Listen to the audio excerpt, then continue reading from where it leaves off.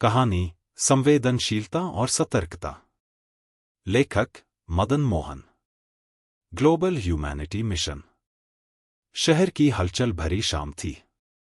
रोहित, जो एक युवा सामाजिक कार्यकर्ता था, घर पहुंचकर अपने लैपटॉप पर कुछ काम कर रहा था। तभी उसके फोन पर एक नोटिफिकेशन आया। एक ऑनलाइन अपील थी, एक छोटे बच्चे की जान खतरे में है। कृपया मदद करें। सिर्फ 24 घंटे बाकी हैं। उस अपील के साथ एक तस्वीर थी, बच्चे की जो अस्पताल के बेड पर पड़ा था। नीचे लिखा था, 5 लाख रुपए की जरूरत है। आपका छोटा सा दान बच्चे की जान बचा सकता है। रोहित की संवेदनशीलता तुरंत जाग उठी। उसकी आंखों के सामने उस बच्चे की मासूमियत थी। पर अगले ही पल उसके भीतर सवाल उठे। क्या यह सच है? कहीं यह धोखा तो नहीं? अंतर्द्वंद्व का जन्म। रोहित के मन में दो आवाजें लड़ने लगीं। पहली, तुरंत कुछ मदद करो, हर मिनट कीमती है। दूसरी, अगर यह धोखा हुआ तो तुम्हारे पैसों का गलत इस्तेमाल होगा। रोहित ने निर्णय लिया कि इस मामले में जल्दबाजी नहीं करेगा। उसने ठंडे दिमाग से काम लेने का सोचा। सत्यापन की प्रक्रिया। रोहित ने सबसे पहले उस अपील में दिए गए संपर्क नंबर पर कॉल किया। कॉल उठाने वाले व्यक्ति ने बहुत भावुक होकर बच्चे की स्थिति समझाई और मेडिकल रिपोर्ट का हवाला दिया। लेकिन रोहित ने केवल बातों पर विश्वास नहीं किया। उसने कुछ और कदम उठाए। अस्पताल से संपर्क किया। रोहित ने अस्पताल में कॉल कर यह पुष्टि की कि वाकई बच्चे का इलाज वहां चल रहा है। सोशल मीडिया प्रोफाइल चेक की। उस अपील को डालने वाले की प्रोफाइल देखी। वह व्यक्ति नियमित रूप से सामाजिक कार्य करता दिखा। सामाजिक संगठन से संपर्क किया। उसने एक मान्यता प्राप्त एनजीओ से इस केस की सत्यता के बारे में जानकारी ली। इन सब प्रयासों के बाद उसे यकीन हो गया कि यह अपील वास्तविक है। दान का व्यावहारिक तरीका। रोहित ने तय किया कि वह सीधे पैसे देने के बजाय मदद को अधिक पारदर्शी तरीके से करेगा। उसने अपीलकर्ता को कहा, मैं अस्पताल के बिल का भुगतान सीधे करूंगा। अगले दिन रोहित अस्पताल गया। वहां उसने बच्चे के पिता से मुलाकात की और मेडिकल बिल के भुगतान में मदद की। सामुदायिक भागीदारी। रोहित ने सोशल मीडिया पर इस केस को साझा किया और अपने दोस्तों को भी इस नेक कार्य में शामिल होने के लिए प्रेरित किया। उसकी पोस्ट वायरल हो गई और देखते ही देखते कई लोगों ने मदद के लिए हाथ बढ़ाया। कुछ ही दिनों में बच्चे के इलाज का पूरा खर्च जुटा लिया गया। धोखे की संभावना का सामना। इस दौरान रोहित ने यह भी स्वीकार किया कि अगर कभी ऐसी स्थिति में उसे धोखा हो भी जाए तो वह इसे अपने मानवीय कर्तव्य के हिस्से के रूप में स्वीकार करेगा। उसने सोचा, अगर एक मदद से किसी की जान बच सकती है तो यह जोखिम उठाना सही है। बच्चे की मुस्कान। कुछ हफ्तों बाद रोहित को बच्चे के परिवार से धन्यवाद संदेश मिला।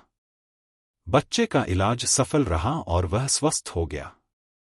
जब बच्चे की मुस्कान की तस्वीर रोहित के पास पहुंची तो उसकी आंखों में आंसू थे। वह जानता था कि उसकी संवेदनशीलता और सतर्कता ने मिलकर एक जिंदगी बचाई है। सीख। यह कहानी हमें सिखाती है कि सहानुभूति और सतर्कता का संतुलन आवश्यक है। सत्यापन के बाद ही मदद करनी चाहिए। मदद का पारदर्शी तरीका अपनाएं। सामुदायिक भागीदारी से असर बढ़ता है। संवेदनशीलता और सतर्कता का यह दृष्टिकोण हमें सिखाता है कि सही तरीके से की गई मदद न केवल किसी की जिंदगी बदल सकती है, बल्कि हमारे भीतर के इंसान को भी मजबूत करती है। कहानी दया और दृष्टिकोण में विवाद समाधान, कॉन्फ्लिक्ट रेजोल्यूशन के सिद्धांतों का बहुत प्रभावी रूप से उपयोग किया गया है। निम्नलिखित में इन सिद्धांतों का विस्तृत विवरण दिया गया है। एक, समस्या की जड़ को समझना, अंडरस्टैंडिंग द रूट कॉज। सिद्धांत, किसी भी समस्या को हल करने के लिए उसकी मूल जड़ को समझना आवश्यक है। अगर समस्या की वजह सही तरीके से नहीं पहचानी जाती तो समाधान अस्थायी और अधूरा हो सकता है। व्याख्या: राजीव ने भिखारी से सीधे यह नहीं पूछा कि उसे मदद क्यों चाहिए, बल्कि उसने भिखारी की स्थिति और उसकी पृष्ठभूमि को समझने की कोशिश की। जब उसे यह पता चला कि भिखारी पहले एक बढ़ई था, तो राजीव ने यह निष्कर्ष निकाला कि यह सिर्फ आर्थिक समस्या नहीं है, बल्कि भिखारी को आत्मनिर्भरता और स्वाभिमान की आवश्यकता है। उदाहरण: राजीव ने भिखारी को पैसे देने के बजाय उसे एक काम दिलाने की कोशिश की ताकि वह अपनी मेहनत से अपनी जरूरतें पूरी कर सके। 2. दया और व्यावहारिकता का संतुलन, बैलेंसिंग कंपैशन एंड प्रैक्टिकलिटी। सिद्धांत: सहानुभूति दिखाते समय यह सुनिश्चित करना चाहिए कि मदद दीर्घकालिक और व्यावहारिक रूप से किसी के लिए फायदेमंद हो। केवल सहानुभूति दिखाना समस्याओं का स्थायी समाधान नहीं होता। व्याख्या: राजीव ने भिखारी को केवल 10 रुपए देने के बजाय उसे आत्मनिर्भर बनने का अवसर दिया। यह दया और व्यावहारिकता का एक सही संतुलन था। राजीव ने न केवल भिखारी की मदद की, बल्कि उसकी स्थिति को सुधारने के लिए उसे आत्मनिर्भर बनाने की कोशिश की। उदाहरण: भिखारी को ढाबे में काम दिलाना ताकि वह अपने परिवार का पालन पोषण कर सके और भीख मांगने से मुक्त हो सके। 3. समस्या समाधान में सामुदायिक भागीदारी, engaging community in problem solving. सिद्धांत: समस्याओं का समाधान अक्सर तब बेहतर होता है जब सामुदायिक संसाधनों का उपयोग किया जाता है।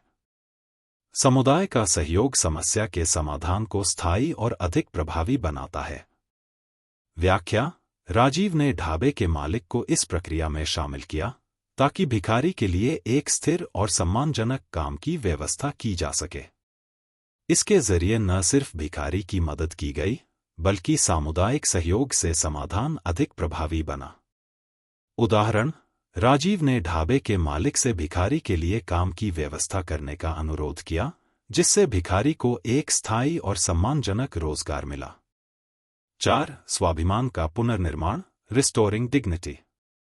सिद्धांत: किसी भी समाधान का उद्देश्य व्यक्ति के स्वाभिमान और आत्मनिर्भरता को बढ़ावा देना होना चाहिए। जब किसी व्यक्ति की मदद की जाती है, तो यह सुनिश्चित करना चाहिए कि मदद से उसकी गरिमा बनी रहे। व्याख्या: राजीव ने यह सुनिश्चित किया कि भिखारी को ऐसा काम मिले जिससे वह अपनी रोजमर्रा की जरूरतें पूरी कर सके और उसे भीख मांगने की आवश्यकता न हो। भिखारी को सम्मानपूर्वक काम देना उसकी गरिमा को बहाल करता है। उदाहरण: भिखारी को ढाबे में हल्का फुल्का काम देने की व्यवस्था, जिससे वह अपनी जरूरतें पूरी कर सके और उसका आत्मसम्मान बना रहे। 5. दीर्घकालिक समाधान पर ध्यान केंद्रित करना, focusing on long term solutions. सिद्धांत: समस्या का दीर्घकालिक समाधान खोजना चाहिए जो व्यक्ति को आत्मनिर्भर बनाए और उसे लंबे समय तक लाभ पहुंचाए। केवल तात्कालिक राहत प्रदान करना स्थायी समाधान नहीं होता। व्याख्या: राजीव ने यह महसूस किया कि भिखारी को केवल पैसे देने से वह हमेशा दूसरों पर निर्भर रहेगा। इसके बजाय उसने एक दीर्घकालिक समाधान अपनाया जिससे भिखारी को आत्मनिर्भर बनने का अवसर मिला। इसका उद्देश्य भिखारी को स्वतंत्र और आत्मनिर्भर बनाना था। उदाहरण: भिखारी को काम दिलाना ताकि वह अपनी जरूरतों को खुद पूरा कर सके और दूसरों पर निर्भर न रहे। निष्कर्ष: कहानी दया और दृष्टिकोण में विवाद समाधान के सिद्धांतों का प्रभावी रूप से उपयोग किया गया है। राजीव ने न केवल भिखारी की स्थिति का सही मूल्यांकन किया, बल्कि उसे आत्मनिर्भर बनाने के लिए एक दीर्घकालिक समाधान अपनाया। सामुदायिक भागीदारी, दया और व्यावहारिकता का संतुलन और स्वाभिमान का पुनर्निर्माण जैसे सिद्धांतों का पालन करके उसने एक स्थायी और सम्मानजनक समाधान प्रदान किया। इस तरह यह कहानी यह सिखाती है कि समस्या का स्थायी समाधान केवल सहानुभूति और व्यावहारिक सोच के संयोजन से ही संभव है। धन्यवाद।